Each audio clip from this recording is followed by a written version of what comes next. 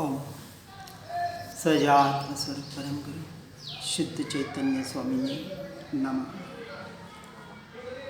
सहदेवादिन षट द्रव्य गुण पर्याय और प्रमाण का जड़ कर्म चेतन बंध का हरु कर्म के अवसान का कह कर स्वरूप यथार्थ जग का जो किया उपकार है उसके लिए जिन वाणी माँ को वंदना शतवारी है, वंदना शतवारी।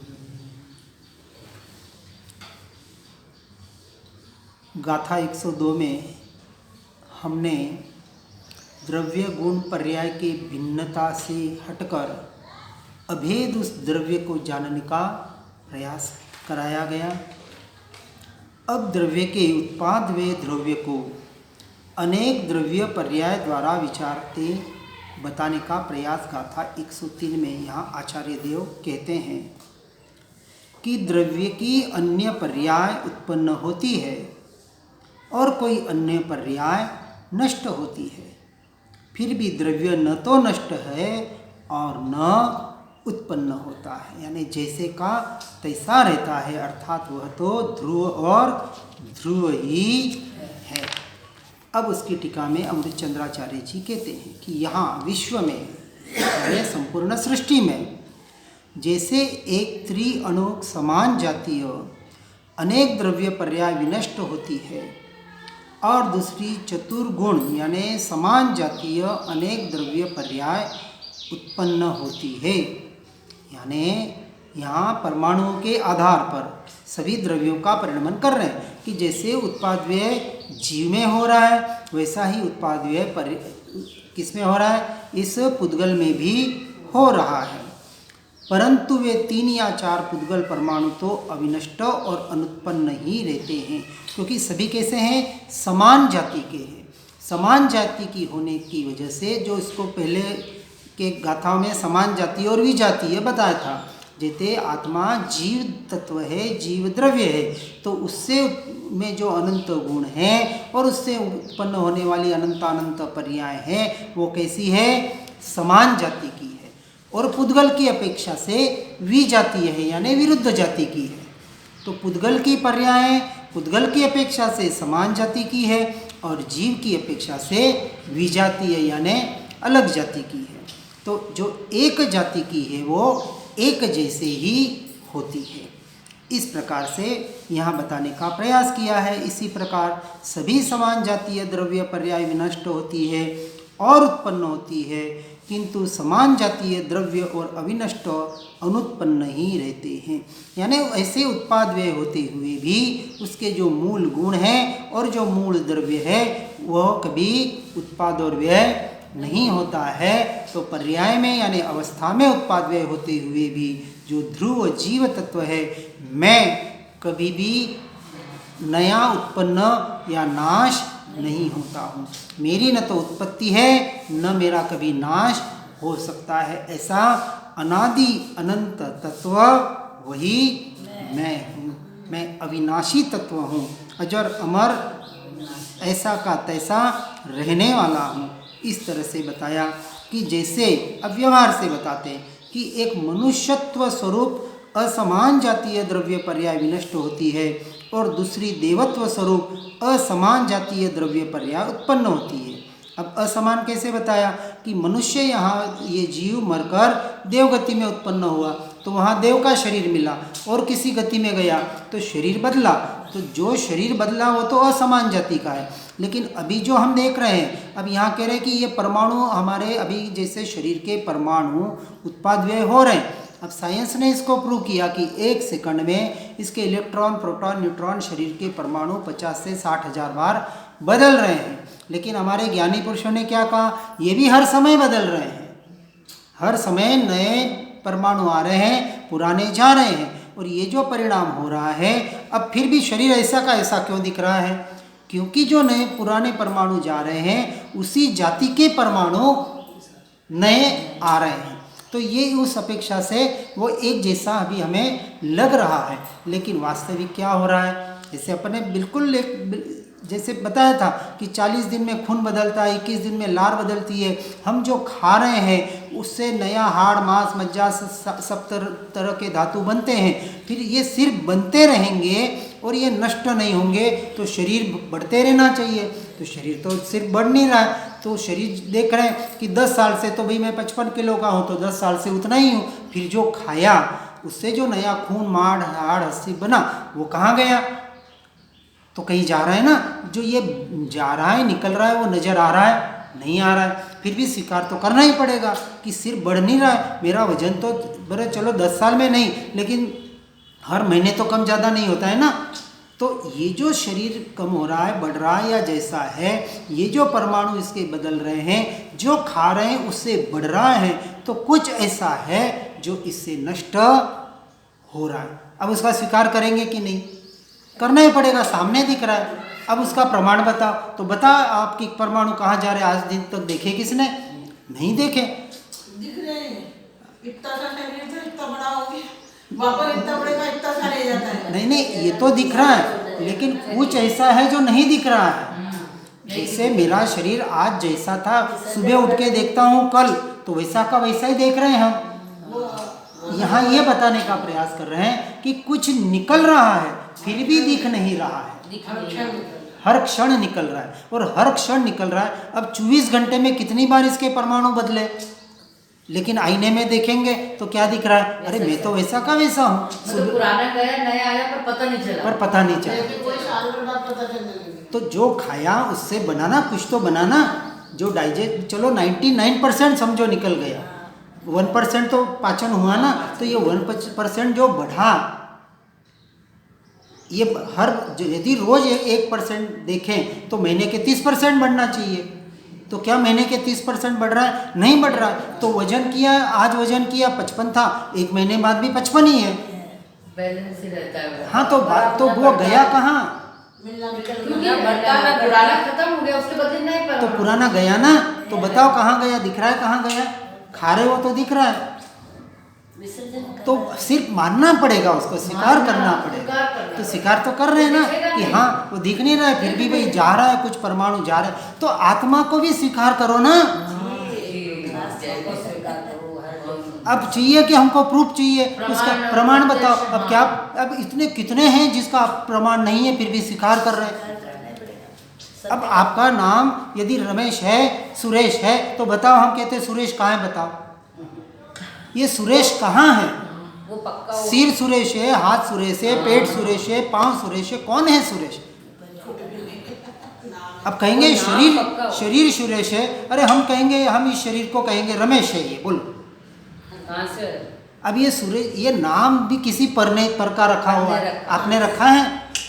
ये सारा पर फिर भी हम उसमें इतना एकत्व कर बैठे हैं, और उसमें एकत्व करने में देर नहीं लग रही है। और मैं आत्मा हूँ, मैं आत्मा हूँ, ज्ञानी पुरुष चिल्ला चिल्ला कर बोल रहे हैं। तो एक आत्मा भी नाम रखेगा ना आत्मा, अब ये आत्मा है, इसलिए हम कहते हैं आत्मा है क्या, आत्मा मैं, क्योंकि मैं पने का अनादिकाल से अभ्यास है। ये शरीर नहीं, वो अदृश्य बस वो आत्मा, वो मैं पना उसमें, और वो मैं ये शब्द नहीं होना चाहिए, वो मैं ये भाव में आना चाहिए।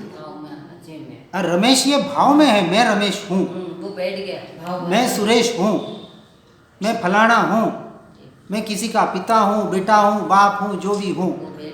मैं पैसे वाला, मैं गरीब, मैं अमीर, मैं लूढ़ा, मैं लंगड़ा, मैं अच्छा, मैं गोरा, मैं काला, ये मैं पना जो कर रखा है। हम कहते हैं मैं पना, बिल्कुल उसी को अपने में करो ना।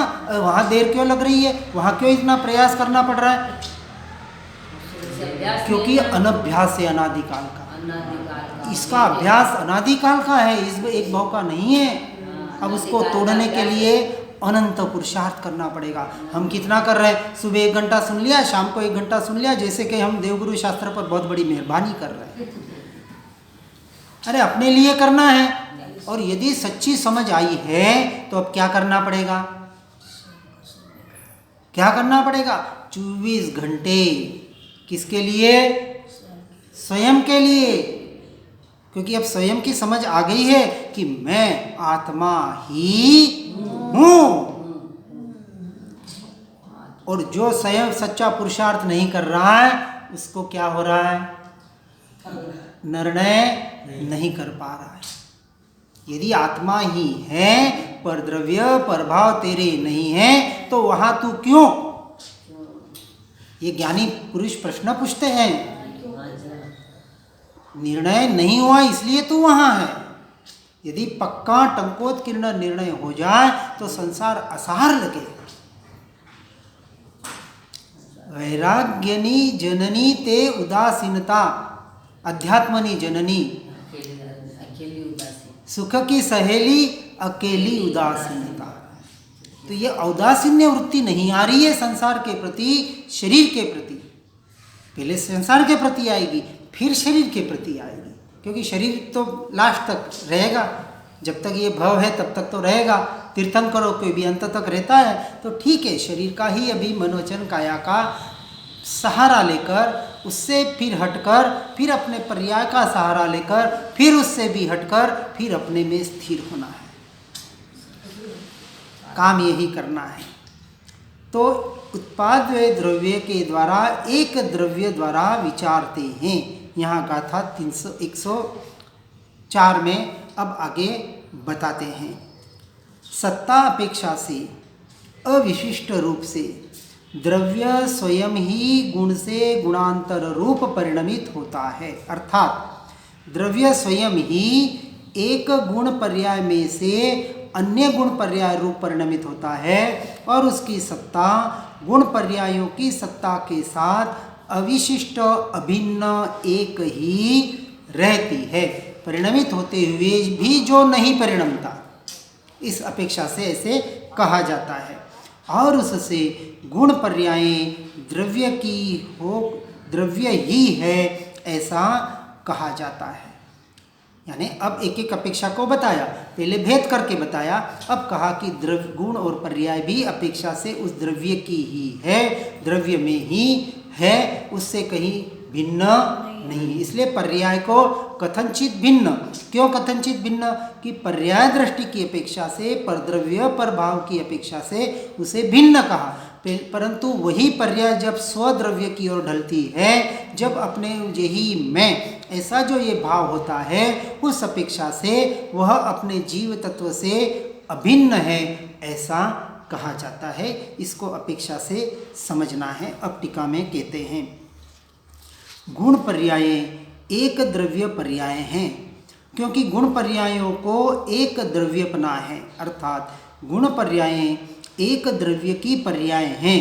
यानी जो अभी एक ही मेरे से, मेरे जो अनंत गुण हैं, मेरी उसके अनंत गुणों की जो अनंत पर्याय हैं, वो मेरे लिए सत है।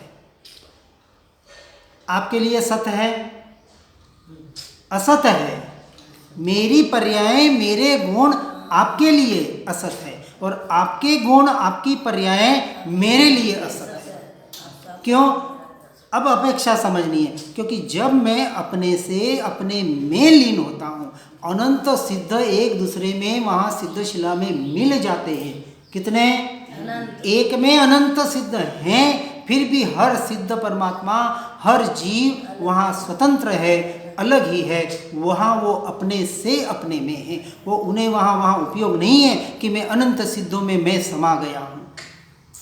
उनका उपयोग कहाँ है? अपने में है। वो जहाँ भी हैं अपने में है। ये तो व्यवहार से कहा जाता है कि अनंत सिद्ध एक दूसरे में मिल जाते हैं, फिर भी एक दूसरे में नहीं मिलते, मिलकर भी नहीं मिलते।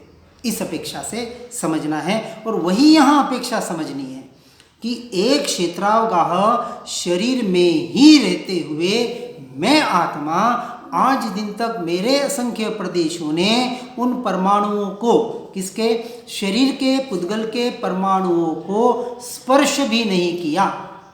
जब स्पर्श भी नहीं किया तो उसमें मिलने की बात, उस रूप परिणामित होने की बात तो बहुत दूर। अब ये सुना, समझा, इसके बाद अब क्या करना? अब ये तो रोज सुन रहे, बहुत बार सुन लिया, पढ़ लिया, लेकिन यहाँ भीतर ऐसा भाव करने का प्रयास नहीं किया। मैं जब भी ऐसे विकल्प पहले करता था, जैसे ऐसे यहाँ से शुरू करता था आज्ञा चक्र से, कि यहाँ जैसे एक प्रदेश है। अब एक प्रदेश में कितने गुण हैं? अनंत, अनंत गुण। प्रदेश असंख्य है, गुण अनंत है, और एक एक प्रदेश में अनंत गुण। अब देखो, कल्पना करो, अब एक चित्र खड़ा करना है, विकल्प देखो कैसे, ये भी एक ध्यान का प्रयोग है अपने तक पहुंचने के लिए। अभी विकल्प से मैंने जो प्रयोग किए बता रहा हूँ, और कई तरीके हो सकते हैं। जैसे यहाँ एक परमाणुओं को, जैसे कागज पे आप एक बड़ा गोला बनाया, गोला बनाया, उसमें डॉट डॉट डॉट डॉट करते हैं ना, बहुत सारे डॉट डॉट करो। अब उस गोले को यहाँ केंद्रित करो, तो एक ध्यान हो गया कि यहाँ एक गोला है, एक आत्मा का प्रदेश है, अभी भले बड़ा हो, फिर उसको सूक्ष्म में, उसको मान्यता में, भाव में उसको फिर ग्रहण करेंगे। अब एक गोला यहाँ है, उसमें अनंत गुण है। कितने गुण हैं? अब यहाँ डॉट डॉट डॉट डॉट किया। अब ऐसा एक उपयोग, ऐसा एक विकल्प किया, सारा काल्पनिक है, लेकिन ये कल्पना से हमको निर्विकल्प उस तत्व तक पहुँचना है, ठीक है ना। तो प्रारंभिक अवस्था में कि ऐसा एक यहाँ एक परमाणु है, एक प्रदेश है, उसमें अनंत गुण है। अब ऐसा एक जो प्रदेश है, ऐसे प्रदेश कहाँ है? अब उसको पूरे शरीर में ऐसे पहले क्या करना, एक कागज पे चित्र बनाना, किसका? एक आत्मा का ऐसा शरीर बनाना, उसमें एक गोला करना, फिर उसमें गोले गोले गोले गोले करते जाना, फिर सब में dot dot dot dot dot dot dot dot dot करना। थोड़ा टाइम लगेगा, 5-10 मिनट। फिर उस चित्र को देखना। अब उस चित्र को जो देखा, उसको यहाँ कल्पना करना अपने शरीर पर। देखो, एक पूरा काल्पनिक प्रयोग है, प्रैक्टिकल प्रयोग है।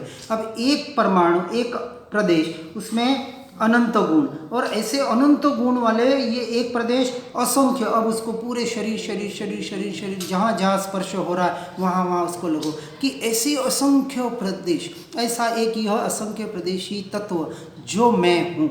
अब वो मैं कहने के बाद फिर वो चित्र को हटा देना। तो ऐसा जब, जैसे जो विपश्यना भी करवाते हैं ना, वो विपश्यना भी यहाँ काम आती है कि जैसे वो यहाँ से शुरुआत की और एक एक अंगों से पसार होके वहाँ के संवेदना को देखा। अब ये अंगूठे तक उस संवेदना को देखा, अब ये सिर से पाँव तक, पाँव से सिर तक, अब ये यात्रा हुई, अब ये मन यहाँ घूम रहा है, उसी को उस आत्म प्रदेशों में जोड़ दो। मैंने भी 3 बार विपश्यना किया, लेकिन पहले वो विपश्यना तो सिर्फ पुद्गल में बता रहे हैं, अब हमें उसको कहाँ जोड़ना है? उसी को अपनी भाई, क्योंकि देखो पहले कल्पना से ही ग्रहण करना पड़ेगा। बोले ये तो विकल्प है, ऐसा थोड़ी आत्मा जानने में आता है। भाई फिर मैं के बाद उस विकल्प से भी हट जाओ ना। हम कहाँ कह रहे हैं विकल्प में अटके रहो? विकल्प भी मेरा स्वरूप नहीं है। मैं आत्मा हूँ, अनंत गुणों का धनी हूँ, मैं जानने वाला हूँ, मैं ज्ञान मात्र हूँ, मैं ज्ञायक भाव हूँ। ये भी विचार और विकल्प मेरा स्वरूप नहीं है। ये पहले टंकोत्कीर्ण हो चुका है, अब विकल्प कर रहे तो दोष नहीं है, क्योंकि अब कहीं ना कहीं कुछ आधार, प्रारंभिक आधार तो लेना पड़ेगा, आलंबन लेना पड़ेगा। तो आलंबन के द्वारा जब ऐसे हमने एक परिपूर्ण उस तत्व का, और सबसे बड़ा अभ्यास का कब होता है कि जब ऐसा अभ्यास हो जाए ना, जैसे हम प्राणायाम और सुबह योगा वगैरह भी करते हो, तो उसमें भी ख्याल रखना है कि आप जो सोहम हमने जो कि उस वक्त आप शरीर की क्रिया कर रहे हैं, जो भी पूजा पाठ कर रहे हैं, जो भी कर रहे हैं, उस वक्त आप जागृति में कितने रहते हैं, वो विचार रखना। आप क्रिया क्या कर रहे हैं उसका हम कहीं, आप जो भी क्रिया कर रहे हैं जो आपको अच्छी लगे, हम नहीं कह रहे ये क्रिया करो कि फलानी क्रिया करो कि क्रिया को बदलो।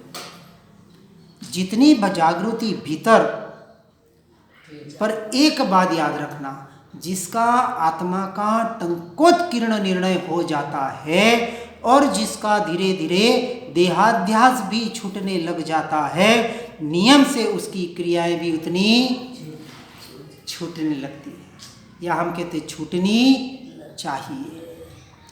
तो अपनी अपेक्षा से उसको बराबर ग्रहण करना है।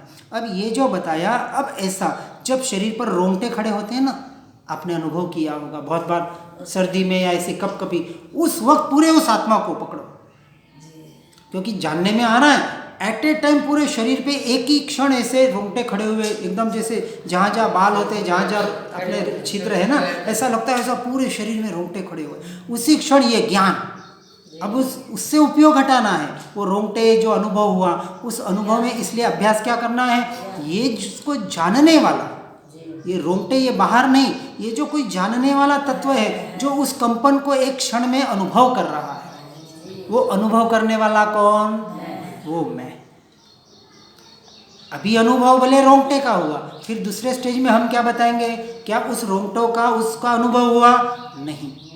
उसी काल में अनुभव किसका होता है? ज्ञान का ही अनुभव होता है। वास्तविक तो हर जीव जानने वाला ही हर जीव को जानने में आ रहा है, अभी भी, हर समय।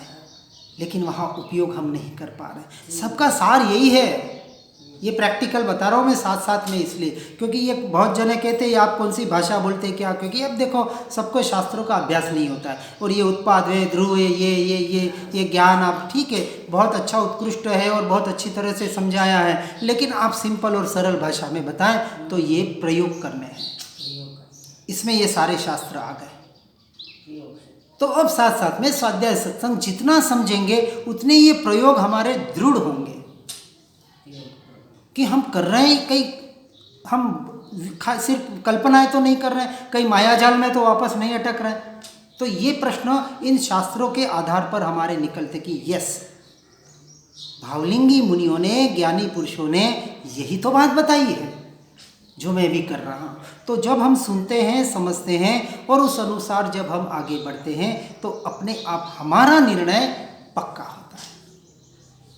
उन्होंने उनका काम कर लिया, उनके गुणगान मात्र करने से हमारा काम होने वाला, हमें उस अनुसार हमारे परिणामों को सुधारना ही पड़ेगा। बस सीधी सी बात है।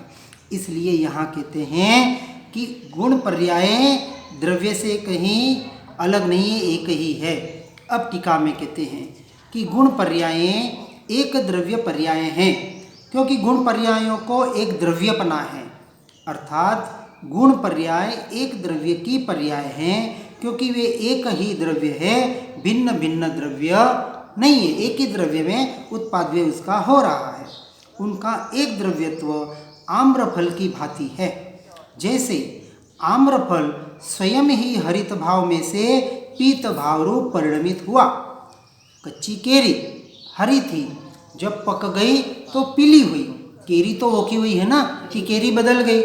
खट्टी थी, खट्टी से मीठी हुई, तो केरी तो वो की हुई है, तो केरी तो नहीं बदली कि केरी खत्म हो गई और नहीं, बस उसकी पर्याय बदली।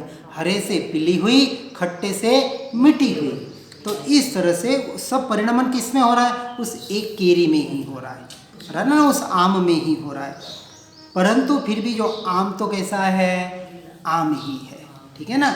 आम अमरूद नहीं हो गया और अमरूद पपीता नहीं हो गया, ठीक है ना। और एक आम दूसरा आम नहीं हो गया। दो आम है तो दोनों आम अपनी स्वतंत्रता से अपने में परिणमित हो रहे हैं। तो दो जीव है, अनंत जीव है, हर जीव अपने से अपने में परिणमित हो रहा है।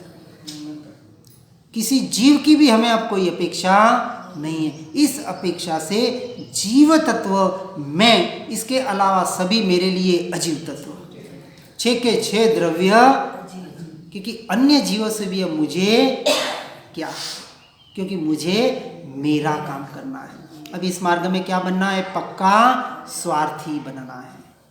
क्या बनना है? स्व का अर्थी, ये पक्का स्वार्थी। लेकिन हम स्वार्थपना संसार में करते हैं, यहाँ स्वार्थी नहीं बनते। अरे अरे अरे, जैसे वो 5 पांडव का उदाहरण आता है ना, 2 भाइयों का एक क्षण के लिए उपयोग बिगड़ गया कि बड़े भाई सहन कर पा रहे, उनकी क्या दशा होगी, और उसमें अपना केवल ज्ञान खो बैठे एक क्षण के लिए। पर की तरफ ये एकदम हम कहते हैं ना, ये राग प्रमत्त और अप्रमत्त राग, वो क्या कहते हैं, प्रशस्त और अप्रशस्त।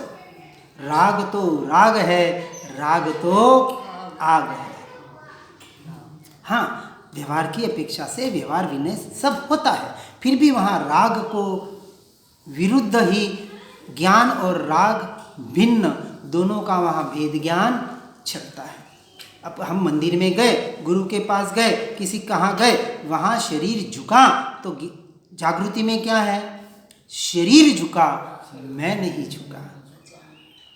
भले शरीर के साथ मुझे झुकना पड़ रहा है, वो तो मेरी मजबूरी है, क्योंकि मेरे इस कर्मों के उदय से, मेरे दोष की वजह से ये शरीर मिला है।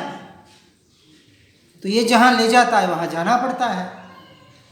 ये इसके उदय से जा रहा है, लेकिन मैं तो इसके भीतर हूँ ना। अब हम एक गाड़ी में बैठे, यहाँ गाड़ी में बैठे और यहाँ से रेलवे स्टेशन पहुँचे, बराबर ना। अब क्या कहेंगे, मैं यहाँ लेवड़ा आश्रम से बैठा और अभी स्टेशन पर पहुँच गया हूँ। अब यहाँ से वहाँ